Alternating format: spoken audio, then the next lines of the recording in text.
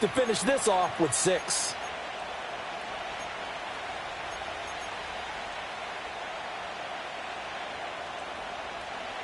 So from the 17 now, here's a 1st and 10.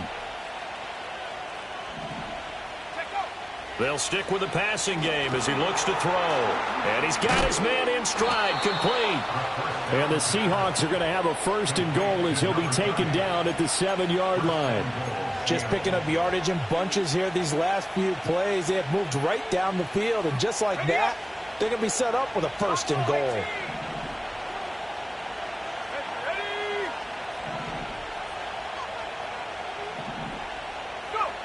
Again, he'll drop to throw.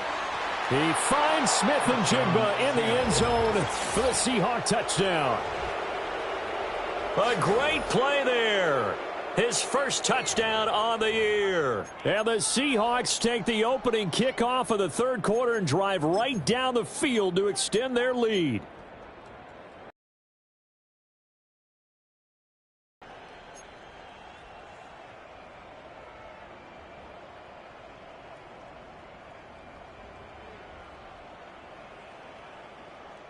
The Seahawks offense staying put out on the field. They're going to go for 2. Go for it. And he's got it. So the try for 2 successful. And that bumps their lead up even further. So they go with a pass there on the 2-point try and able to convert it, Charles. And a good job by the offense figuring out their 2-point play and using it well. It's interesting how people are using the strategy nowadays, though, isn't it? It really is, and I don't know how much that particular play factored in, but with the PAT moving back in 15-16, that kind of changed things, didn't it? It's really a part of everyone's strategy now. When I talk with coaches and when we sit with them, they always talk about they actually have 2-point periods in practice now, something they never really did before.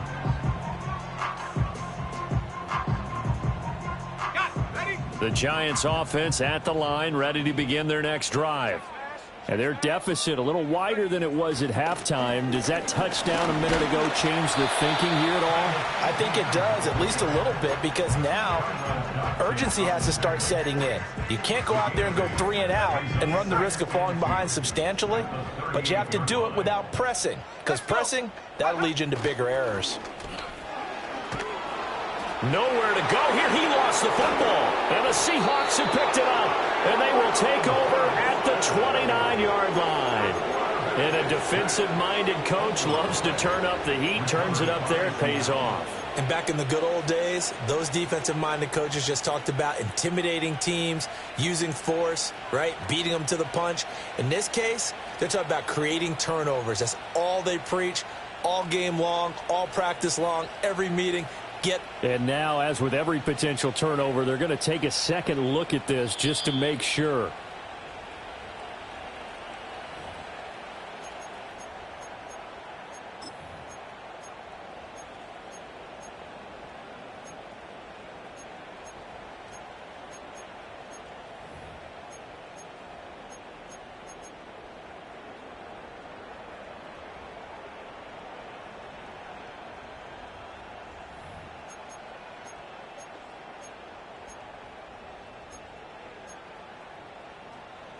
So possession still theirs, but now they face a 3rd down.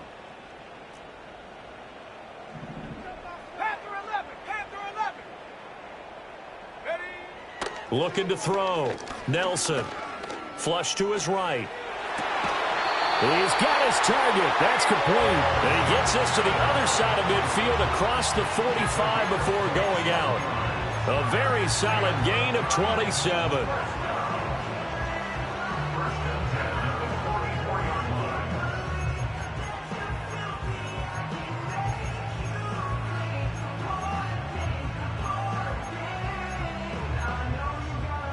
So from Seahawk territory now, it's 1st and 10 at the 44-yard line. 19 Lions. Throw. Nelson. All right, rifles one, and that's going to be intercepted. Down to the 10. And he will take this one home. It's a touchdown. Well, if there was any thought that this thing might turn around for this offense in the second half, I think those thoughts pretty well dashed after that interception return there. It just has not been a good outing for this unit whatsoever. There's no other way to say it. They've been overmatched, haven't performed to the level that they've needed, and that throw there is just going to contribute to this game getting out of hand. And it's no good. It has not been his day. That's the second extra point he's missed so far. So they'll get another shot on offense following that pick six, and now the kick is away. And no chance to see a return on the dynamic kickoff. They'll move this out to the 30-yard line.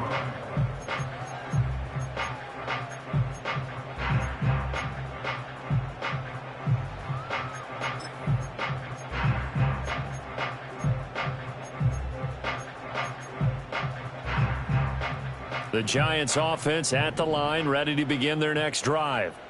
I kind of feel like they've reached a do-or-die point in this game, Charles. If they're going to try to pull off an impressive comeback, it has to start right here, right now. Yeah, now they've got a final chance to get out of this situation, but they also understand they've got to move the ball and move it fast. In addition, they need to save as much time so they can get 2 more possessions. He'll try again with the arm here on second down. That one taken in by Neighbors. They do get a couple, but they'll be left staring at a 3rd and 8 coming up. Oh, it's time to give a little credit there to the defense. They played that very well because it was a drag route, and he ran a little shallower than normal as he worked straight across the field. He was hoping he'd get lost behind the defensive line, but once he made the catch, nowhere to turn upfield and gain any yardage.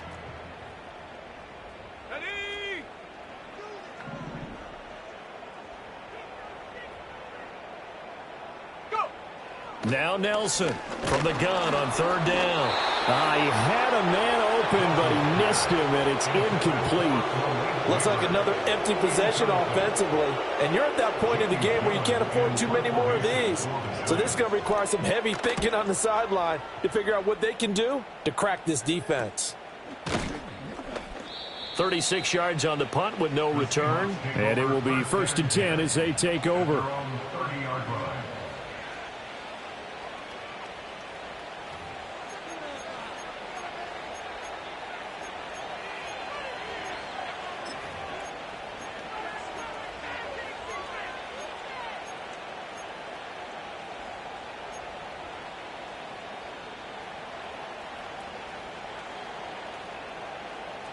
Here's the Seattle offense ready to get this drive underway.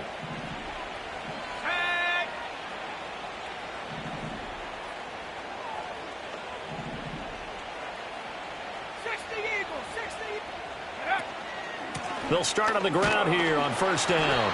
And he is going to be stopped cold behind the line of scrimmage.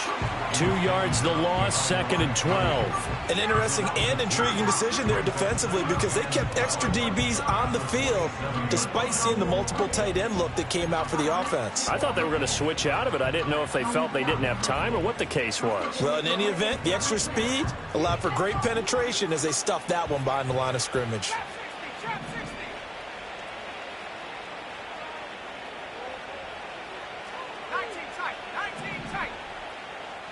Here we go on 2nd and 12. And complete to Smith and Jigba. They like going to him in the slot. He catches another one. I think this comes under the heading of until they stop him, why not go back to it? He has something going really well. Great working relationship with the guy throwing the ball, and they keep making the connection. And 5 in the secondary now for the Giants on 3rd down.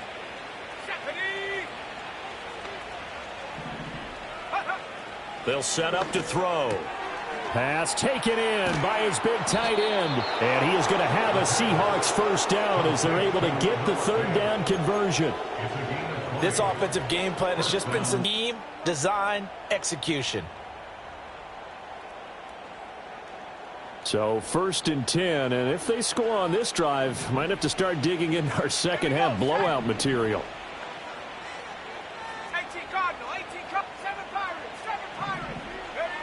Now a shotgun snap as they'll look to throw. Going for Metcalf on the deep ball.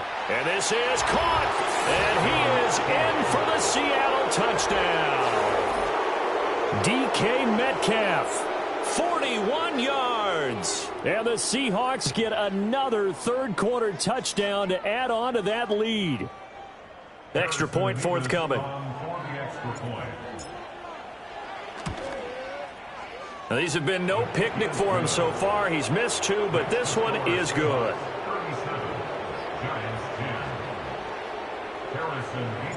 Out is the kickoff unit as they run up and send this one away. And we will not have a return. They'll bring this to the 30.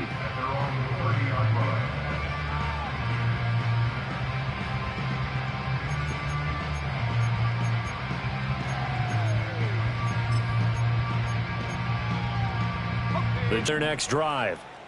Charles, a very uninspired effort the last time we saw them out there. It was a quick 3-and-out, then they punted the football. Yeah, and you never want to get stopped so soundly during a series, but what would be even worse now is letting it happen again right here. They've got to get going. What a difference a week makes. Last week he hit on over 80% of his passes. This week he's down under 50%. What do you see as the difference? Well, I think we're used to seeing a drop. If someone's over 80%, they're not going to hold that number, not in this league.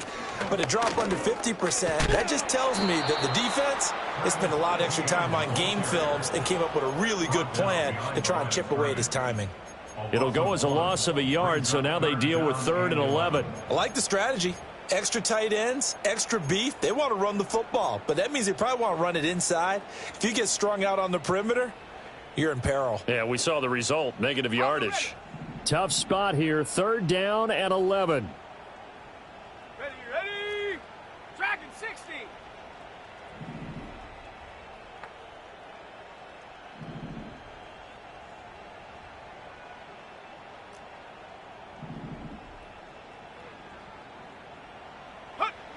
Looking to throw. Nelson. Pressure comes. He's taken down by the Seahawk defense. The defense rising to the challenge and setting him back on the sack. Here's Jamie Gillen now as the drive goes backwards, so he's on to punt it away. Avoids him at the 40. And he's able to get this to the 40-yard line before he's out of bounds. A very good return there. Give him an even 20 yards. And the Seahawks will have great field position to start this drive. They take over on the short side of the field.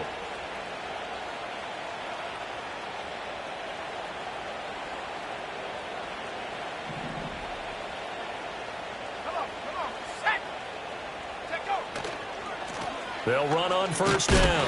Roach. And this one's going to go the wrong way. Losing yardage back at the 42. 2 yards the loss, 2nd and 12.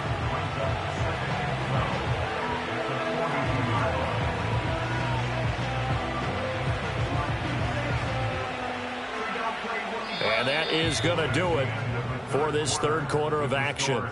We'll return with more after this break. You're watching the NFL on EA Sports.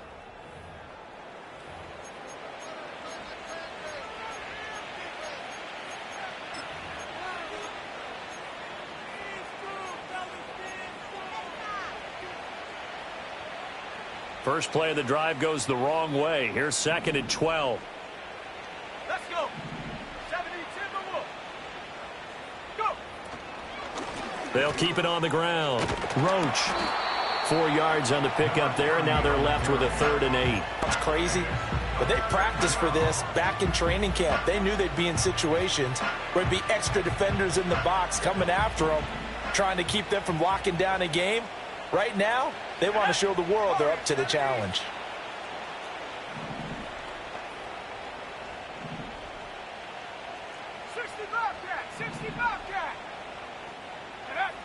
On 3rd down, he'll drop to throw. Work in the middle of the field, and he's got a man complete. And he is going to have a Seahawks 1st down as they're able to get the 3rd down conversion. There's a beautiful throw there, and he's been sensational the entire game, moving it around, spreading it, hitting the right guys. And look, under normal situations, partner, I would expect him to come out of the game now. They've got it in hand. But you and I have been around this league a long time, and every time we ask head coaches about it, hey, why don't you take your quarterback out when the game's in hand? They just kind of give us that look like, That's what he's paid to do. So it's a very unusual situation. I'd want him out. They tend to leave him in.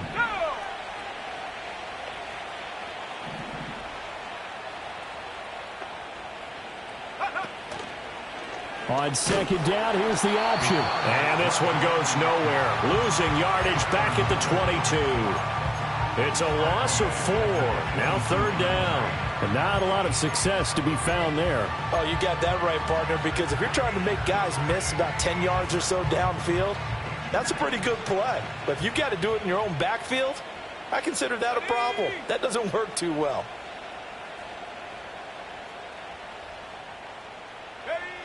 He'll drop to throw. Completes it to Fant on the right side. And he is not going to get to the marker as they stop him short at the 14. So they'll get 8 out of that completion. And that'll bring up fourth down. So out now is the Seattle field goal team. From the right hash, this a 31-yard attempt.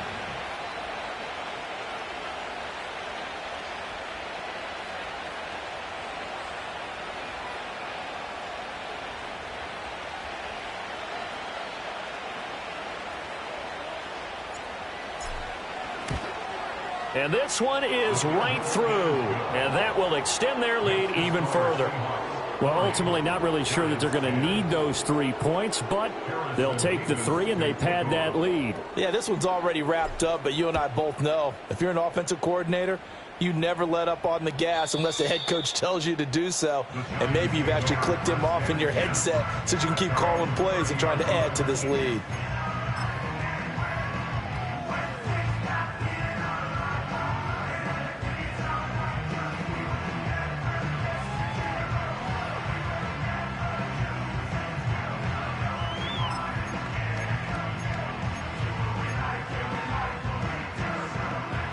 The Giants offense at the line, ready to begin their next drive.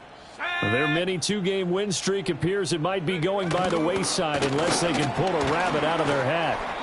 And he fights forward for a modest 2-yard gain, second down.